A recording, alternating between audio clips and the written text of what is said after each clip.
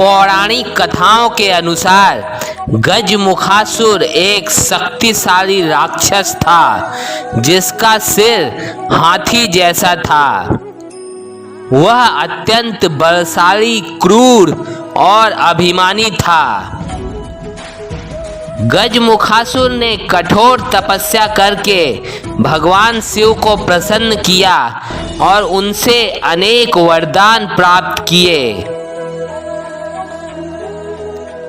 इन वरदानों के बल पर वह न केवल अमर होने की इच्छा रखता था, अपितु उसने स्वर्ग और पृथ्वी पर अपना आधिपत्य स्थापित करने का दुस्साहस भी किया।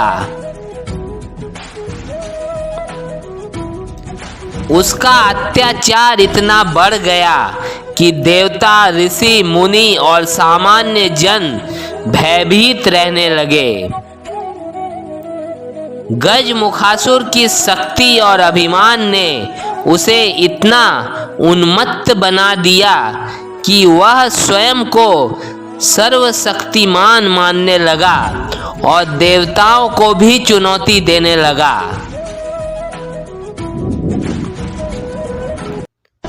जब गजमुखासुर का अत्याचार असहनीय हो गया, तब देवताओं ने भगवान शिव और माता पार्वती के समक्ष अपनी व्यथा व्यक्त की।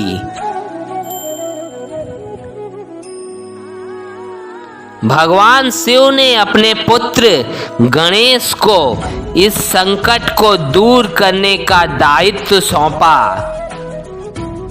गणेश जी इस चुनौती को स्वीकार करने के लिए तत्पर हो गए। गणेश जी ने गजमुखासुर को समझाने का प्रयास किया कि वह अपने अत्याचारों को त्याग दे और धर्म के मार्ग में लौट आए। परंतु गजमुखासुर का अहंकार इतना बढ़ चुका था कि उसने गणेश जी की बात को ठुकरा दिया और उन्हें युद्ध के लिए ललकारा। गजमुखासुर की सेना विशाल थी और उसकी शक्ति अथाह। वह अपने गजमुख से भयंकर गर्जना करता और अपने विशाल शरीर से पृथ्वी को कंपाता। दूसरी ओर गणेश जी ने उसका मुकाबला किया। यह दृश्य अपने आप में अद्भुत था। एक ओर विशालकाय राक्षस और दूसरी ओर छोटे से गजानन। लेकिन गणेश जी की शक्ति उनके भौतिक रूप में नहीं, अपितु उनकी बुद्धि और रणनीति में थी। युद्ध के दौरान गजमुखासुर ने अपनी शक्ति का प्रदर्शन किया। उसने गणेश जी पर कई शक्तिशाली प्रहार किए, लेकिन गणेश जी ने अपनी चपलता और बुद्धिमानी से हर प्रयास को विफल कर दिया। कथा के अनुसार गणेश जी ने अपने पास अंकुश और अन्य दिव्यास्त्रों का प्रयोग किया। उनकी रणनीति थी कि वे गजमुखासुर को पहले थकाएं और फिर उसकी कमजोरी का फायदा उठाएं। एक महत्वपूर्ण मोड़ तब आया जब गणेश जी ने गजमुखासुर को अपनी मायावी शक्ति से भ्रमित कर दिया। राक्षस को लगा कि वह गणेश जी को परास्त कर रहा है, लेकिन वास्तव में गणेश जी उसे अपनी जाल में फंसा रहे थे।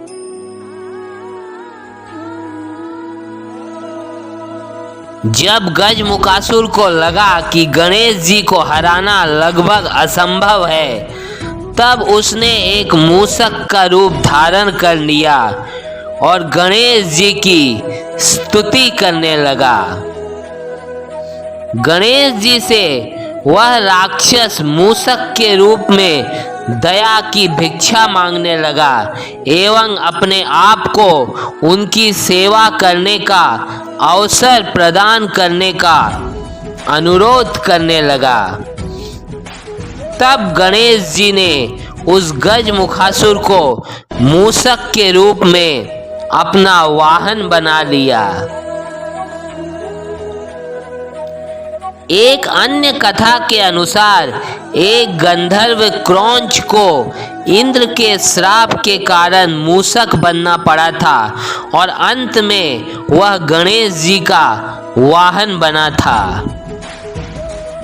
इस कथा में हमें गजमुखासुर को मनुष्य की इंद्रियों के रूप में समझना चाहिए जो अनियंत्रित रहती है, और गणेश जी को एक साधारण मनुष्य की भांति समझना चाहिए और शिक्षा लेनी चाहिए कि किस प्रकार हमें संयम एवं धैर्य के साथ इंद्रियों की इच्छाओं का प्रतिरोध करना चाहिए और अंत में अपनी इंद्रियों को अपने काबू में करना चाहिए, ना कि इंद्रियों के वशीभूत होकर हर कार्य करना चाहिए।